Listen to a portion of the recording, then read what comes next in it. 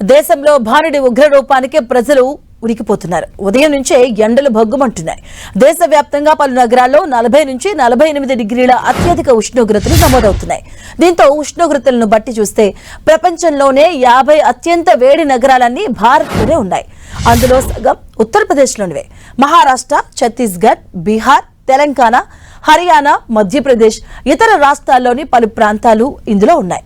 ఇక రానున్న వారం రోజులు తీవ్రమైన వడగాలులు వీచే అవకాశం ఉందని వాతావరణ శాఖ స్పష్టం చేస్తుంది.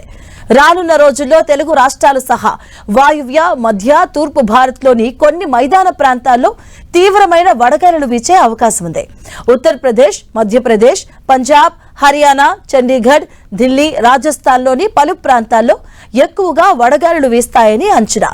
ఇక విదర్భ, ఆంధ్రాలోని తీర ప్రాంతం, యానాం, ఛత్తీస్గఢ్, జార్ఖండ్, ఒడిశా, తెలంగాణ, జమ్మూ కాశ్మీర్, హిమాచల్ ప్రదేశ్, ఉత్తరాఖండ్లలోనూ అత్యధికంగా వడగాలులు వీచే అవకాశం ఉంది. ఇక వచ్చే వారం రోజుల వరకు రాష్ట్రంలో ఎండల తీవ్రత ఇదే విధంగా కొనసాగే అవకాశం ఉందని తెలియజేసింది వాతావరణ శాఖ.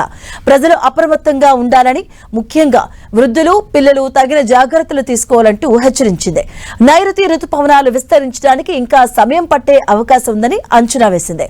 దీంతో ప్రజలు అప్రమత్తంగా ఉండాలని సూచించింది. భారతదేశం ప్రస్తుతం తీవ్రమైన హీట్ వేవ్స్ తో నిప్పుల కొలిమిలా మారింది.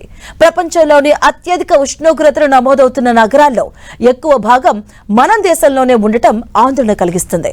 దేశ రాజధాని ఢిల్లీలో రోడ్లు మధ్యాహ్నం సమయంలో నిర్మానుష్యంగా మారుతున్నాయి. ఢిల్లీ రోడ్లపై టెంపరేచర్ 60 డిగ్రీల సెంటీగ్రేడ్ గా ఉంటుంది.